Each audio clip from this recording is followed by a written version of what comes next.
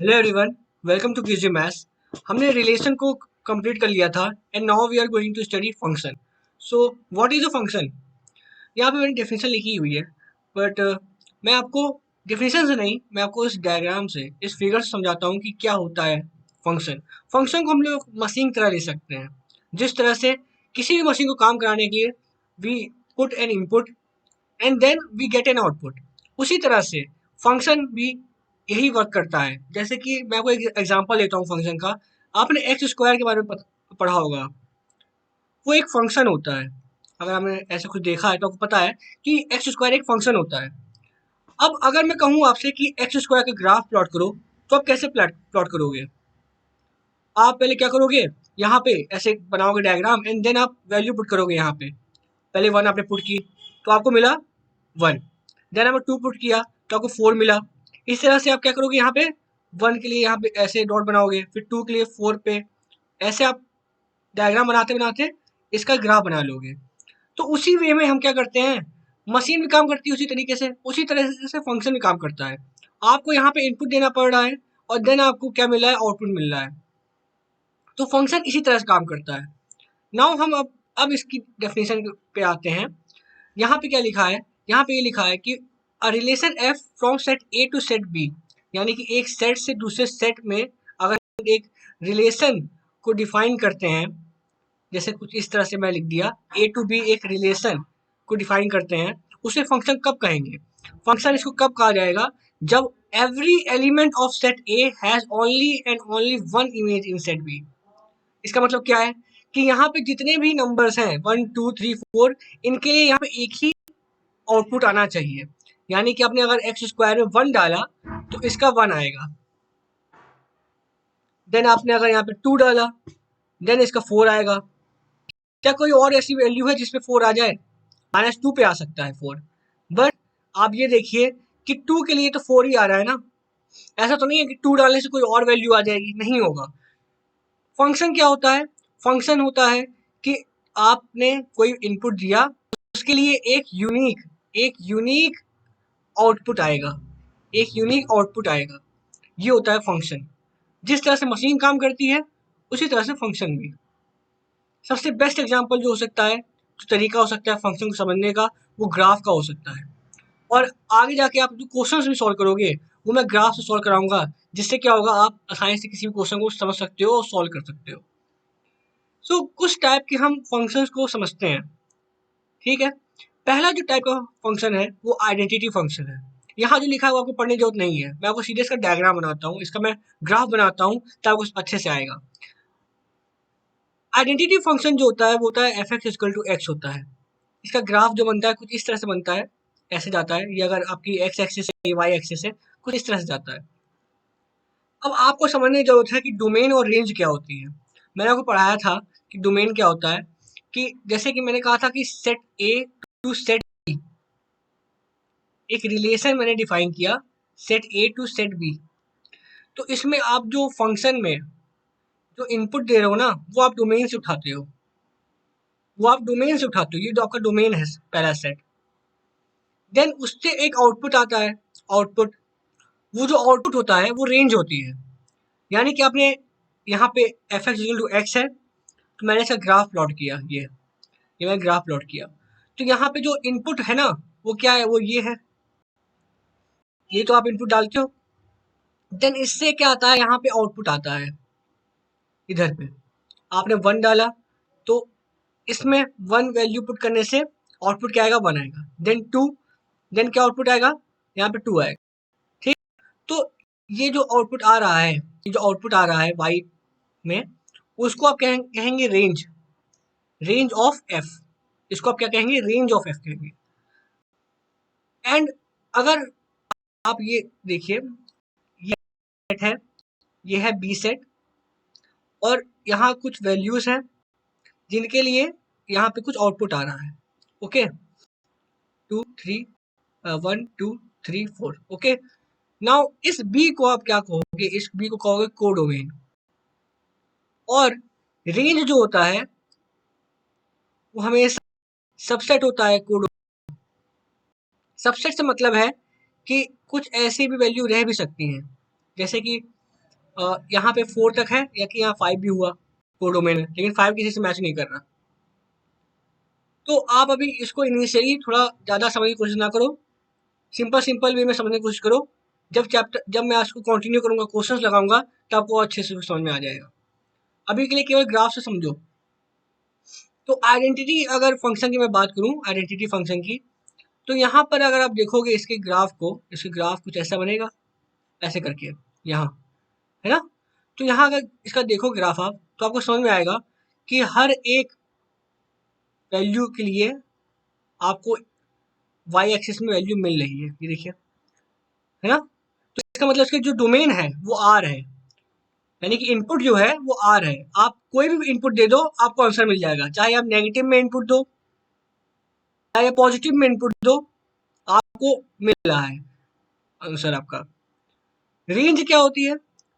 अब आप देखिए ना, हर एक इनपुट के लिए जो रेंज आ रही है वो भी पूरी की पूरी आ रही है। यहाँ पे देखिए, आप चाहे कोई भी वैल्यू दो, नेगेटिव वैल्यू दो तो नेगेटिव वैल्यू आ जाएगी यहाँ पे, और पॉजिटिव वैल्यू दो तो पॉजिटिव वैल्यू आ जाएगी। तो इसकी जो रेंज भी है ना, आर है।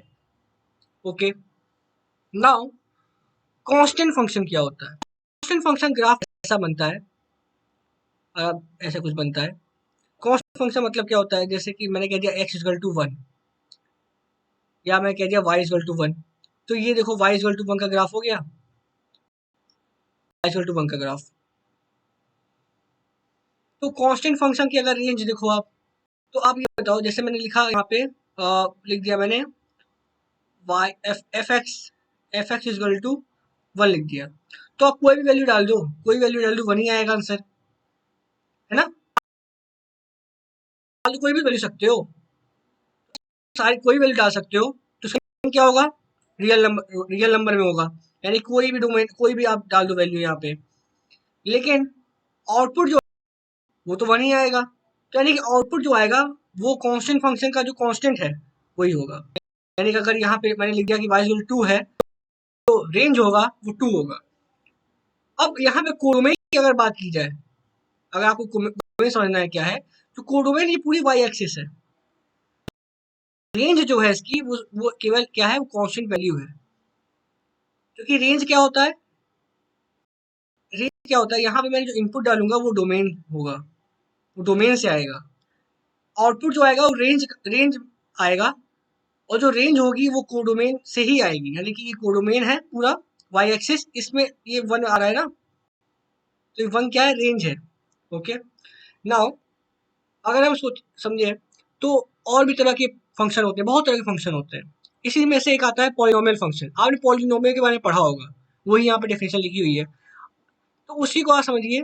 मैंने यहाँ लिखा polynomial A not plus a1 plus a1 x x, ऐसे जाता रहेगा, ऐसे जाता रहेगा।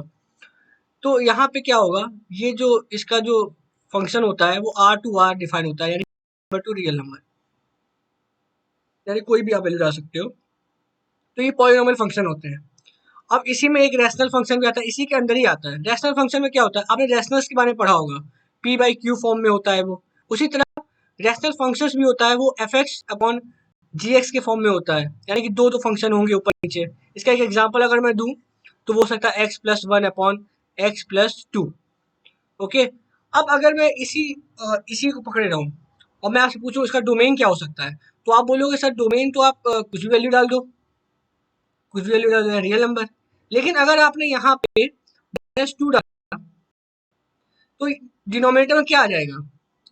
0 आ जाएगा, जो कि डिफाइन नहीं है। तो आपको ये सब देख के चलना पड़ेगा कि डिनोमिनेटर में आप -2 नहीं डाल सकते हो। तो आप क्या लिखोगे कि सर हम कोई वैल्यू डाल सकते हैं, रियल कोई वैल्यू डाल सकते हैं, -0, 0 को छोड़ के। इस तरह से आप रिप्रेजेंट करोगे। अब मैं आपको एक चीज बताता हूँ, जब आप इस ब्रैकेट का यूज करते हो और यहाँ कोई नंबर लिख देते हो, तो इसका मतलब है कि 1 से 2 के बीच में कोई भी नंबर हो सकता है, यानी 1.5 1.6 कोई भी नंबर हो सकता है। ये एक इंटरवल को दिखाता है ब्रैकेट। लेकिन यहाँ जो ब्रैकेट मैंने यूज किया है वो एक सेट को दिखाता है, यानी मैंने यहाँ लिख दिया कि, तो यहाँ दिखाएगा, इसका मतलब है कि 1 और 2 केवल, ठीक है। तो ये एक सेट को दिखाता है। तो यहाँ ये मैंने ये चीज जो लिखी है, इसका मतलब ये है कि डोमेन जो होना चाहिए वो r होना चाहिए, यानी जीरो पुट कर सकते हो। इसकी रेंज क्या होगी? अब रेंज तो सर कुछ भी हो सकती है ना। अगर आप जीरो डालोगे, अगर आपने -2 डाल दिया, सॉरी यहाँ पे जीरो नहीं होना चाहिए, सॉरी यहाँ पे होना चाहिए -2, -2 नहीं डाल सकते ना। तो -2 डाल दिया तो नॉट डिफाइंड वैल्यू आ जाएगी, बाकी सबके लिए तो डिफाइन होगी। तो इसकी जो रेंज होगी, रेंज वो होगी अपनी रियल नंबर, रेंज जो होगी अपने वो होगी अपनी रियल नंबर। तो ये अपना क्या पॉलिनोमियल फंक्शन है। पॉलिनोमियल फंक्शन के अंदर आ गया रैशनल फंक्शन आ गया, जो कि आप F X upon G X form लिखते हो। G X should not be equal to zero, इसीलिए मैंने यहाँ क्या लिखा कि एक्स प्लस टू जीरो बराबर नहीं होना चाहिए। तो इसका मतलब एक्स की वैल्यू क्या नहीं होनी चाहिए, -2 के बराबर नहीं होनी चाहिए। ओके, नाउ मॉडुलस फंक्शन क्या होता है, ये आपके लिए नया हो सकता है। मॉडुलस फंक्शन शायद आपने पढ़ा ना हो। मॉडुलस फंक्शन कुछ इस तरह से लिखा जाता है, F X equal to mod X. Mod X का मतलब है पॉजिटिव वैल्यू, यानी कि आप इसके अंदर कोई वैल्यू डाल सकते हो, नेगेटिव डाल सकते हो, पॉजिटिव डाल सकते हो, जीरो डाल सकते हो, लेकिन इससे निकल की जो वैल्यू आएगी वो हमेशा पॉजिटिव आएगी। जैसे कि इसका एग्जांपल अगर मैं कुछ आपको कंपेयर कराऊं, आपने एक्स स्क्वायर के बारे में पढ़ा होगा, तो एक्स स्क्वायर में भी आप यही सेम चीज कर सकते हो। आप कोई भी वैल्यू डालो, लेकिन आंसर जो आता है वो पॉजिटिव आता है ना। लेकिन हाँ, अलग है दोनों, ये दोनों, लेकिन एग्जाम्पल रूप में समझ सकते हो आप।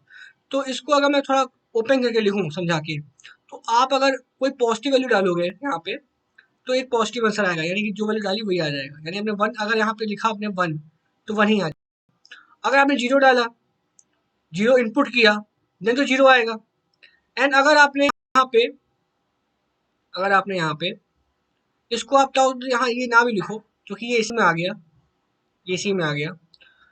यहाँ पे अगर आपने एक नेगेटिव वैल्यू डाली, यानी X less than equal to नहीं, लेस देन जीरो डाला, देन यहाँ पे नेगेटिव आएगा। तो इसका ग्राफ कैसे बनता है? आपको ग्राफ अगर पता है ना, तो आप हर एक क्वेश्चन सॉल्व कर सकते हो। आगे मैं जो क्वेश्चंस कराऊंगा अगले वीडियोस में, उनमें आप अगर ग्राफ का यूज करोगे तो आपको चुटकी में समझ में आ जाएगा क्या करना है। तो इसका ग्राफ कैसे बनता है? ग्राफ इसका कुछ इस तरह से बनता है, इस तरह से। ये वाई एक्सिस है, ये एक्स एक्सिस है, और कुछ इस तरह से ग्राफ इसका बनता है। अब इसी से आप अगर देखो कि डोमेन और रेंज क्या है, तो आपको पता चला है हर एक वैल्यू के लिए, एक्स में जितनी भी आप वैल्यू पुट कर रहे हो, यहाँ से सबके लिए ग्राफ जा रहा है। ठीक है, तो इसकी डोमेन क्या है? डोमेन इसकी एफ आर ई होती है। रेंज की अगर बात की जाए तो हमेशा वो पॉजिटिव होगी, पॉजिटिव, हमेशा पॉजिटिव होगी यहाँ पे। ओके, इसीलिए यहाँ पे लिखा है, यहाँ पे देखो क्या लिखा है रेंज में। रेंज में मैंने लिखा है यहाँ पे, range of F equal to R plus union zero. R plus का मतलब है कि केवल पॉजिटिव रियल्स। सो मैंने यहाँ पे क्या किया, जीरो ऐड किया, इसीलिए मैंने यहाँ पे लिखा आर प्लस यूनियन जीरो। तो चलो आगे फिर अगला फंक्शन पढ़ते हैं, सिग्नम फंक्शन। ये एक स्पेशल टाइप का फंक्शन होता है, इसको कुछ इस तरह से मैं डिफाइन किया मैंने, और इसका आप ग्राफ में बनाता हूँ, आपको और अच्छे समझ में आएगा। ग्राफ इसका कुछ इस तरह से बनता है।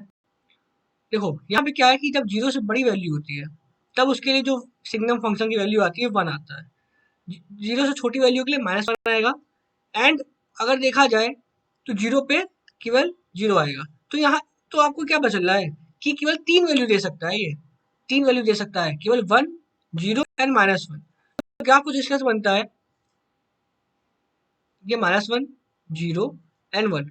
आप देख सकते हो ये ग्राफ बहुत अलग टाइप का है, क्योंकि देखिए जब जीरो से बड़ी वैल्यू आप पुट करोगे, यानी टू पुट किया तब भी वन देगा, थ्री पुट किया तब भी वन देगा, लेकिन -2 -3 पे -1 देता है।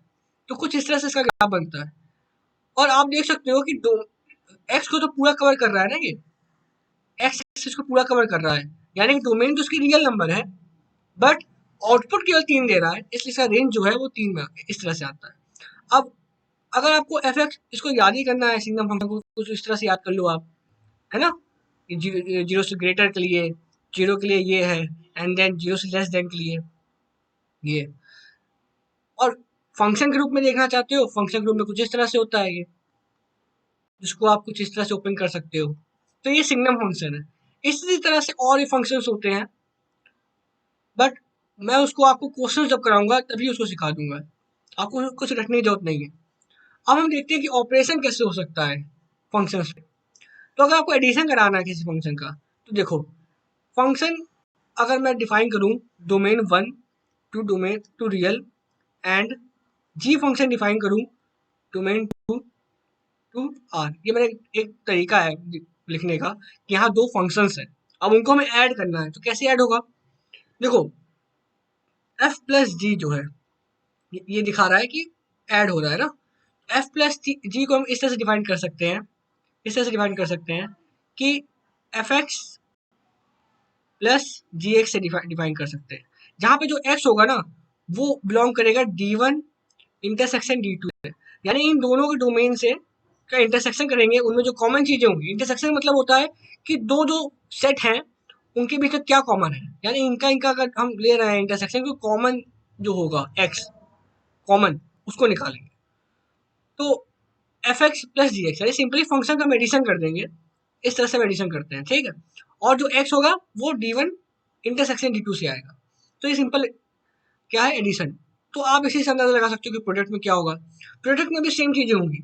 अगर आपको एफ जी निकालना है तो आप क्या करोगे, F X multiply G X, and X क्या होगा, एक्स कहाँ से होगा, एक्स होगा D one intersection D two से। सेम मैं बता रहा हूँ इसी के लिए, अगर इन्हीं लोगों को आपको मल्टीप्लाई करना है। अब इन्हीं को आपको अगर डिफरेंस करना है, माइनस करना है, देन को पता है क्या होगा, यहाँ पे सेम चीज है, कुछ अलग नहीं है।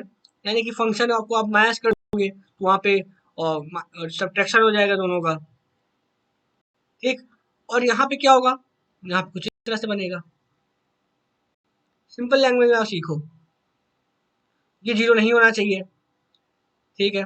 और एक्स एक्स यहाँ से बिलोंग, बिफोर एंडिंग मैं आपको दो और बताना चाहता हूँ चीजें। जब हम स्केलर का किसी स्केलर नंबर से मल्टीप्लाई करते हैं, मान लो अल्फा से हमने किसी फंक्शन में, है ना, और मल्टीप्लाई किया, यानी कि अल्फा से किसी फंक्शन मल्टीप्लाई किया, तब उसको हम लिख सकते हैं कुछ इस तरह से कि अल्फा का उस फंक्शन में मल्टीप्लाई हुआ। समझ रहे हैं मैं क्या बता रहा हूँ? मैं बता रहा हूँ कि बोला कि एफ डी टू एक फंक्शन है। अब मैंने क्या किया, मैंने अल्फा एक स्केलर है, एक स्केलर, स्केलर से मतलब है कि कोई हो सकता है, यानी कि अल्फा इक्वल टू 1 हो सकता है, 2 हो सकता है, 3 हो सकता है। इससे आपने क्या किया, आपने उस पे मल्टीप्लाई किया, आपने इसका मल्टीप्लाई किया इसमें फंक्शन में, यानी अल्फा को आपने एफ से मल्टीप्लाई किया। अब बताओ इसका क्या फंक्शन आएगा, तो इसका मतलब क्या है कि अल्फा को आपने इस फंक्शन में मल्टीप्लाई कर दिया, ठीक है। सेम प्रोसेस होगा अगर आपने मान लो रेसिप्रोकल आपको निकालना है, आपको रेसिप्रोकल निकालना है किसी फंक्शन का, किसी फंक्शन का रेसिप्रोकल निकालना है, तो क्या करोगे आप, मैंने बोला कि आपको रेसिप्रोकल किया आपने किसी फंक्शन को, तो कुछ इस तरह से हो जाएगा। हाँ, यहाँ पे एक चीज होनी चाहिए, जो एफ एक्स है वो जीरो नहीं होना चाहिए। इसको आप एक और चीज एक और तरीके से लिख सकते हो कि जो डोमेन है उससे आप माइनस कर दोगे क्या, ये, ठीक है। तो ये कुछ था फंक्शन से मैंने बारे में बताया। आगे हम लोग पढ़ेंगे नेक्स्ट वीडियो में काइंड ऑफ फंक्शन, किस तरह के फंक्शन होते हैं, जिनमें बहुत मोस्ट इंपॉर्टेंट है ऑन टू वन, यानी one one onto function, ये बहुत इंपॉर्टेंट है। So thank you for watching this video.